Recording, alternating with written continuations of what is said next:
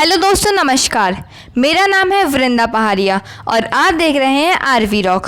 दोस्तों, आज हम मुंशी प्रेमचंद जी की एक कहानी पढ़ेंगे जिसका नाम है मिट्ठू।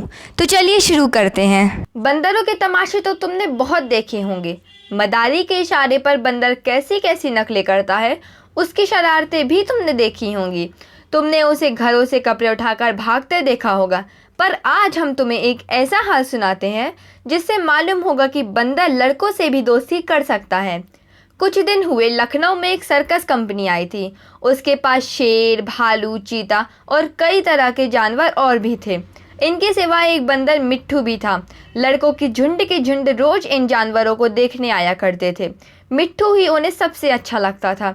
उन्हीं लड़कों में गोपाल भी था। वह रोज आता और मिट्ठू के पास घंटों चुपचाप बैठा रहता था। उसे शेर, भालू, चीते आदि से कोई प्रेम ना था। वह मिट्ठू के लिए घर से चने, मटर, केले लाता था और उन्हें खिलाता था। मिट्ठू भी उससे इतना हिल गया था कि बगैर उसके खिलाए कुछ ना खाता था। इस तरह दोनों में बड़ी दोस्ती हो गई। एक दिन गोपाल ने सुना कि सर्कस कंपनी वहां से दूसरे शहर में जा रही है। यह सुनकर उसे बड़ा रंज हुआ। वह रोता हुआ अपनी माँ के पास आया और बोला, अम्मा, मुझे एक अठन्नी दो, मैं जाकर मिट्ठू को खरीद लाऊं। वह ना जाने कहाँ ले जाएगा, फिर मैं उसे कैसे देखूंगा। वह भी मुझे ना देखेगा तो रोएगा। माँ ने समझाया, बेटा, बंदर किसी को प्यार नहीं करता। वह तो बड़ा शैतान होता है। यहाँ आकर सबको काटेगा, मुफ्त में उल्हाने सुनने पड़ेंगे। लेकिन लड़के पर माँ के समझाने का कोई असर ना हुआ। वह रोने लगा। आखिर माँ ने मजबूर होके उसे एक अठन्नी निकाल कर दे दी। अठन्नी पाकर गोपाल मारे खुशी के फूल उठा। उसने अठन्नी को मिट्टी से मलकर खूब चमकाया, फिर मिट्ठू को खरीदने चला। लेकिन मिट्ठू वहां दिखाई न दिया। गोपाल का दिल भर आया। मिट्ठू कहीं भाग तो नहीं गया। मालिक को अठन्नी दिखाकर गोपाल बोला, क्यों साहब, मिट्ठू को मेरे हाथ बेचेंगे? मालिक रोज उसे मिट्ठू से खेलते और खिलाते देखता था। हंसकर बोला, अब की बार आऊँगा तो मिट्ठू को तुम्हें दे दूंगा। गोपाल निराश होकर चला आया और मिट्ठू को इधर उधर ढूंढने लगा। वह उसे ढूंढने में इतना मगन था कि उसे किसी बात की खबर ही ना थी। उसे बिल्कुल ना मालूम हुआ कि वह चीते के कटघरे के पास आ गया था। चीता भीतर चुपचाप लेटा था। गोपाल को कटघरे के पास देखकर उसने पंजा बाहर निकाला और पकड़ने की कोशिश करने लगा। गोपाल तो दूसरी तरफ ताक रहा था।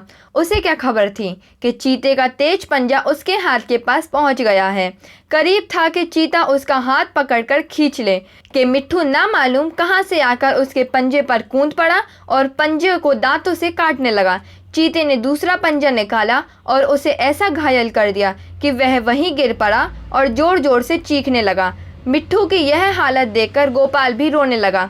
दोनों का रोना सुनकर लोग दौड़े, पर देखा कि मिट्ठू बेहोश पड़ा है और गोपाल रो रहा है।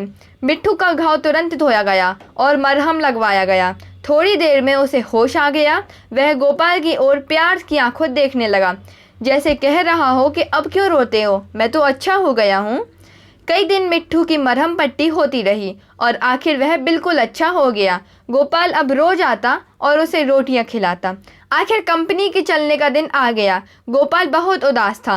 वह मिट्ठू के कटघरे के पास खड़ा आंसू भरे आंखों से देख रहा था कि मालिक ने आकर कहा, अगर तुम मिट्ठू को पा जाओ तो तुम उसका क्या करोगे? गोपाल ने कहा, मैं उसे अपने साथ ले जाऊंगा, मैं उसके साथ खेलूंगा, उसे अपनी थाली में खिलाऊंगा, और क्या? मालिक ने कहा, अच्छी बात है, मैं बिना तुमसे अठन्नी लिए ही इसे तुम्हारे हाथ बेचता हूँ।